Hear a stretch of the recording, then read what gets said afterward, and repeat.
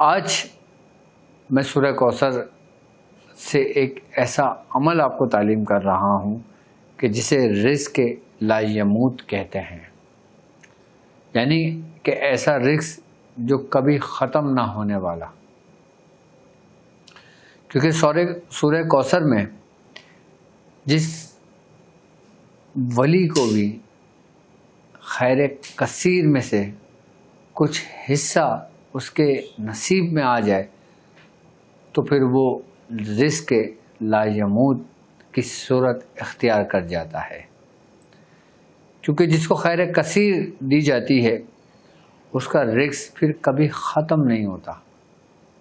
یاد رکھیے گا کہ رزق وہ عطا جو اللہ تعالیٰ کی طرف سے مخلوق کو پہنچتی ہے.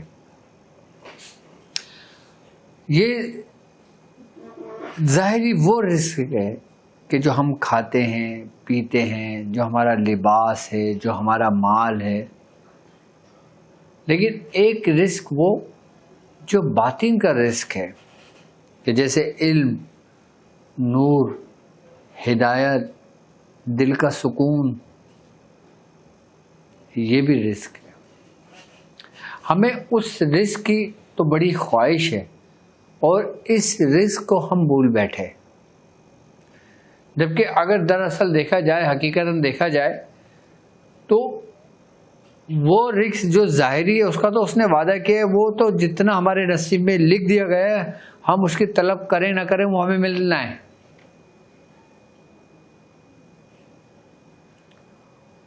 اور یہ رزق کہ جب تک تمہاری نیت نہ ہو، جب تک تمہارا کسب نہ ہو، جب تک تمہاری ریاضت اور محنت نہ ہو، یہ تمہارے نصیب میں نہیں آتا.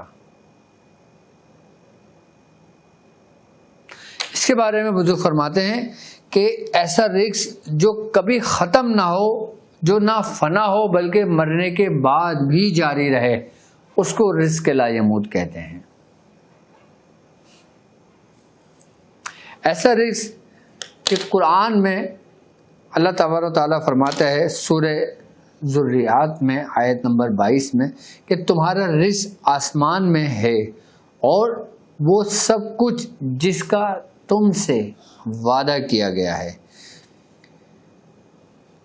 اب حضور فرماتے ہیں رزق صرف وہی نہیں کہ جو اس روئے زمین پر ہم کاشتکاری کرتے ہیں یا اگتے ہیں یا ہم اس کا استعمال کرتے ہیں، جیسے گندم، گیہوں، چاول، جو ہم کھانے کی چیزوں میں استعمال لیتے ہیں، بلکہ یہ وہ آسمانی فیوزات اور وہ برکات ہیں جو دل کو روح اور سکون عطا کرتے ہیں. ہدایت کا ملنا یہ بھی رزق ہے،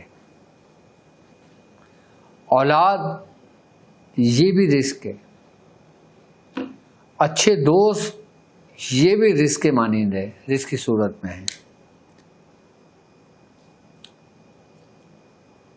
اور رزق لایموت وہ عطا ہے کہ جو صرف جسم کو نہیں بلکہ روح کو غذا دیتی ہے. حضور فرماتے ہیں کہ یہ وہ فیض ہے جو دل کو روشنی دیتا ہے، ذکر کو زندہ رکھتا ہے، بندے کو اللہ سے جوڑتا ہے. ایسا رزق جو مرنے کے بعد بھی بندے کے ساتھ ساتھ رہتا ہے، جیسے علم نافع، جیسے نیک اولاد، جیسے صدقہ جاریہ، کہ جیسے وہ ذکر جو وہ اپنی زندگی میں کیا کرتا تھا. اس کو کہتے ہیں ذکر لا یموت، کہ جو مرنے کے بعد بھی تمہیں جاری رہے. یعنی کہ علم نافع یہ ہے کہ تم نے قرآن کا کوئی علم کسی کو سکھایا، تم نے قرآن کی کوئی ایک آیت کسی کو پڑھنے کو دی، اس سے کہا کہ اس کو تکرار کریں، اس کو اتنا کثرت سے پڑھا کریں اور وہ اس کا مقبول بارگاہ ہو جائے، اس سے اس کو نفع ہو، اس کو فائدہ ہو، پھر یہ آپ کے لیے صدقہ جاریہ بن جاتا ہے. اسی لیے بزرگ فرماتے ہیں کہ رزق کی ولایت یہ وہ فیض اولیاء اللہ کو عطا کیا جاتا ہے کہ جو علم، نور، توجہ اور تصرف کی صورت میں ہوتا ہے. یہ بھی رزق ہے جو اولیاء کرام کے لیے مخصوص ہے.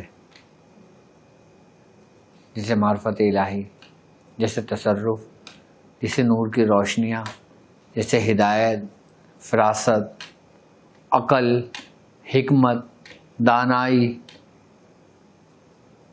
یہ اللہ کے خاص خاص دوستوں کو عطا کیا جاتا ہے۔ اور بزرگ فرماتے ہیں کہ وہ رزق جو سانسوں کے ساتھ اللہ کا نام بن جاتا ہے، بندہ دنیا میں بھی اسی میں زندہ رہتا ہے اور قبر میں بھی زندہ رہتا ہے۔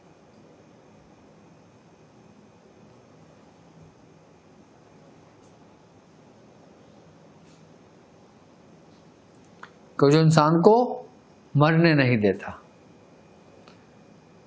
اور رزق لا یموت، ظاہری رزق تو کھانا، مال، دنیاوی نعمت، گھر، گاڑی، یہ چیزیں۔ اور رزق لا یموت باطنی رزق وہ کہ جیسے ہدایت، توفیق عبادت، حسن نیت، خالص نیت، اچھے طریقے سے اپنی زندگی کو بسر کرنا، قرآن اور سنت کی روشنی میں سیرت نبوی کے تحت چلنا، اپنے آپ کو دین کے سانچے میں ڈھالنا، اپنے آپ کو اس طریقے کے مطابق زندگی بسر کرنا کہ جیسا ہمیں حکم دیا گیا ہے، تو یہ پھر رزق لا یموت میں تبدیل ہو جاتا ہے۔ اور جو لوگ سورہ کوثر کو کثرت سے پڑھتے ہیں ان کے لیے یہ راہیں کھول دی جاتی ہیں۔ بزرگ فرماتے ہیں کہ دنیا کی ہر چیز فنا ہو جاتی ہے، مال، عزت، طاقت، شہرت، دولت، سب کے سب مختصر دن کے لیے تمہاری مہماں ہیں۔ اصل رزق وہ ہے جو انسان کے جسم کے ساتھ نہ مرے بلکہ روح کے ساتھ ساتھ اپنا سفر کرے۔ جو بندہ رزق لا یموت کا طالب ہو وہ دنیا کو اپنا مقصد نہیں بناتا، دنیا کو ضرورت کے تحت گزارتا ہے۔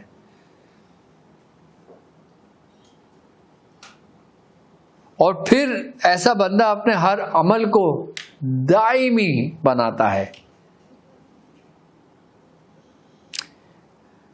اس نیت سے کہ یہ مرنے کے بعد بھی میرے لیے اجر، نور اور قرب کا ذریعہ بنے۔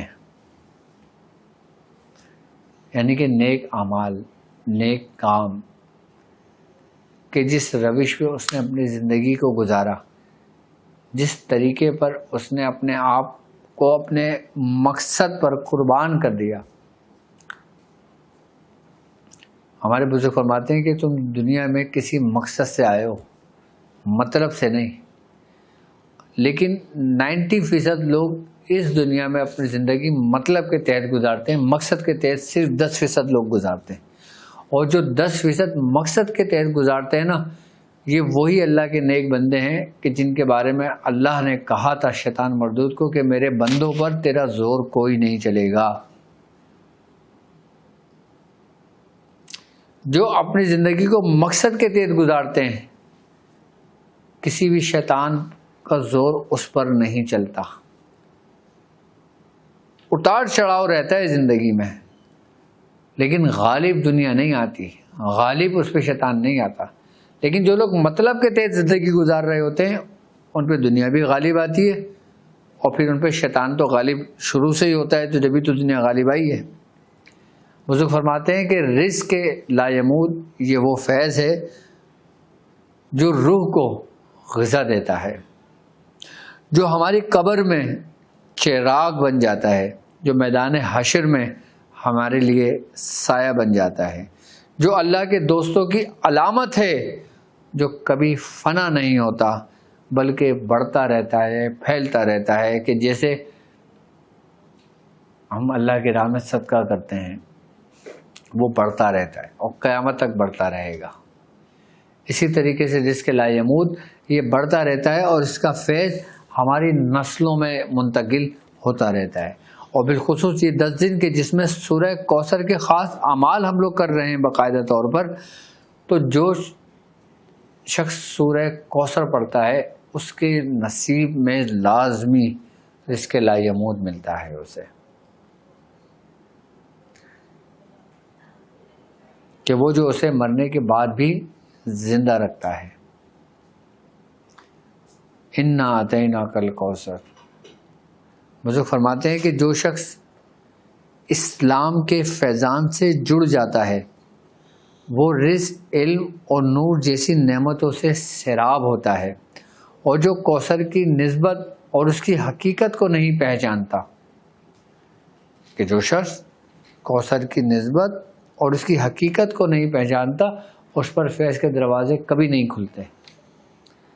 اگر تم چاہتے ہو کہ رزق لایموت کے دروازے تمہارے لیے کھول دیے جائیں تو تمہیں سب سے پہلے کوثر کے فیضان کو سمجھنا ہے، کوثر کی نسبت کو سمجھنا ہے، کوثر کی حقیقت کو سمجھنا ہے، تب جا کے تم پر رزق لایموت کے دروازے کھلیں گے۔ کہ جب تک ہم اس کی حقیقت کو نہیں پہچان لیتے، ہم اس غفلت سے نہیں نکلتے، تو ہم پر رزق لایموت کے دروازے نہیں کھلتے۔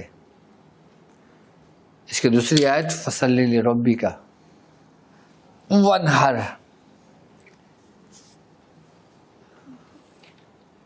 اس کے بارے میں وہ فرماتے ہیں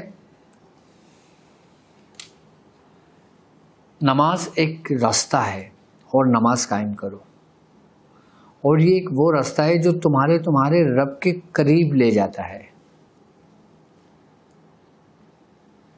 ظاہری نماز جب ہم ادا کرتے ہیں، جب ہمارا کوئی مقصد اس نماز میں شامل ہوتا ہے نا، تو یہ ہمارے لیے باعث برکت ہوتا ہے۔ اب ہمیں ہمارا مقصد ہی نہیں پتا، ہم نماز پڑھ رہے ہیں، تو وہ نماز کس کا ذریعہ بنے گا؟ جبکہ سرکار دو عالم صلی اللہ علیہ وآلہ وسلم کا بھی فرمان ہے کہ نماز بری باتیں اور بے حیائی سے روکتی ہے۔ اللہ تبارک تعالیٰ بھی فرماتا ہے۔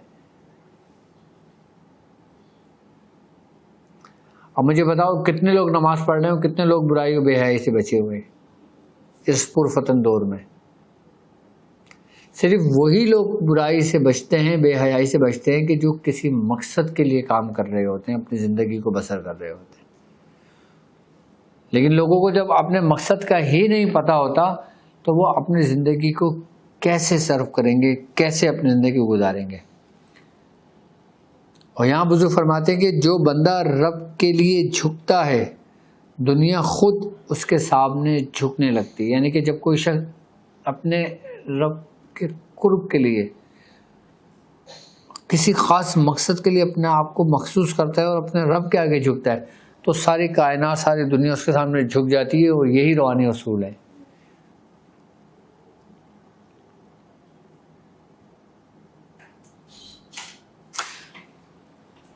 یاد رکھنا کہ رزق لایموت کے لیے ہم نے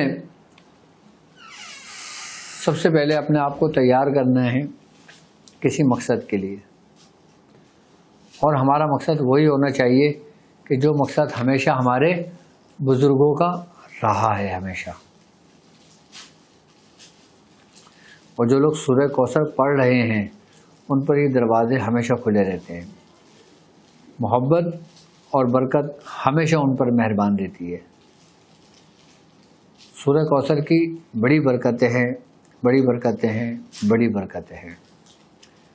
ونہر، نہر کا مفہوم صرف جانور کو ذبح کرنا نہیں، بلکہ بزرگ فرماتے ہیں کہ اپنی خواہشات، نفس، انا، مال کو اللہ کی راہ میں قربان کر دینا ہی اصل نہر ہے۔ یعنی کہ قربان کرنا ہے، اور جو اپنے مال، وقت کو رائے حق میں نہیں خرچ کرتا وہ روحانی رزق سے، یعنی کہ رزق لایموت سے ہمیشہ محروم رہتا ہے۔ اور جو اپنے مال کو اللہ کی راہ میں خرچ کرتا ہے تو اس پر روحانی رزق کے راستے، دروازے ہمیشہ کھول دیے جاتے ہیں۔ اسی لیے بزرگ فرماتے ہیں کہ تجارت تبھی نفع دیتی ہے جب کچھ قربان کیا جائے، جیسے وقت، سرمایہ اور محنت۔ بغیر کچھ دیے نفع چاہنا بے بنیاد ہے۔ یہی رزق میں رکاوٹ کا باعث بنتا ہے۔ اگر ہم چاہتے ہیں کہ ہمارے رزق میں برکت ہو تو ہمیں اپنا ہاتھ کشادہ کرنا پڑے گا، اپنے دامن کو کشادہ کرنا پڑے گا۔ تو جو لوگ سورہ کوثر 129 مرتبہ روز پڑھتے ہیں، برکت، خیر کثیر اور رزق لایموت ان پر ہمیشہ مہربان رہتی ہے۔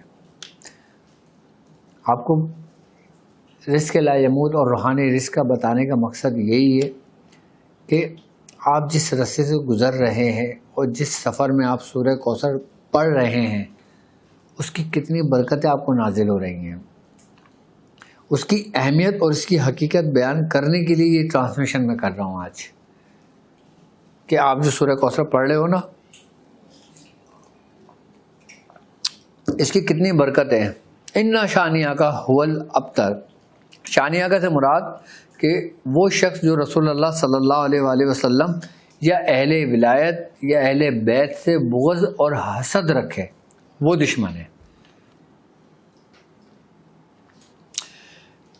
کہ ایسا شخص خود بخود فیض سے بھی کٹ جاتا ہے اور اس کے رزق کا بہاؤ بھی بند کر دیا جاتا ہے، یعنی کہ وہ رزق بھی اس کے اوپر سے اٹھا لیا جاتا ہے۔ اللہ تعالیٰ تمہارا رزق پتہ ہے کب تنگ کرتا ہے؟ کہ جب وہ تمہارے دل میں اپنے دوستوں کی بغض اور دشمنی دیکھتا ہے، تب وہ رزق تنگ کر دیتا ہے۔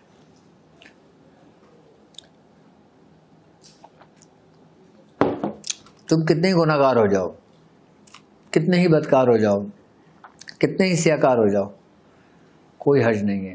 یہ سارے ایسے ہی کہ جیسے انسان میلے کپڑے پہنا ہوا ہے۔ اب وہ ساری زندگی تو میلے کپڑے نہیں پہنتا نا، لیکن ایک وقت آتا ہے کپڑے اتارتا ہے، غسل کرتا ہے، نئے کپڑے پہن لیتا ہے، صاف ستھرا ہو گیا۔ تو یہ ظاہری گناہ ایسے ہوتے ہیں،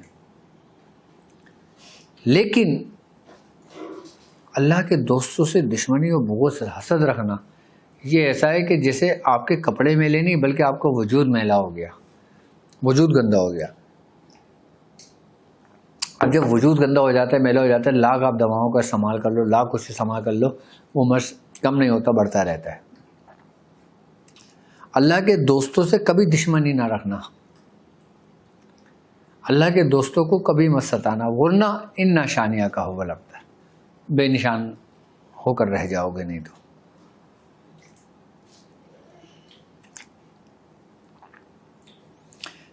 صرف حقیقت کو سمجھ لیں سورہ کوثر کی، اس کی پہلی آیت جو پہلی آیت ہے اِنَّا أَعْطَيْنَاكَ الْكَوْثَرَ، اس کی آیت وسط جو فَصَلِّ لِرَبِّكَ وَانْحَرْ، اس کی آیت انتہا جو اِنَّ شَانِئَکَ هُوَ الْأَبْتَرُ ہے۔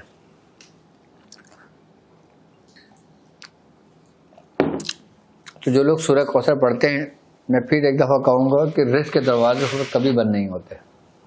رزق کی کشادگی کے لیے، روحانی رزق کے لیے، رزق لایموت کے لیے سورہ کوثر 129 مرتبہ یا آپ جو عمل جتنی تعداد میں پڑھ رہے ہیں وہ آپ کے لیے کافی ہے۔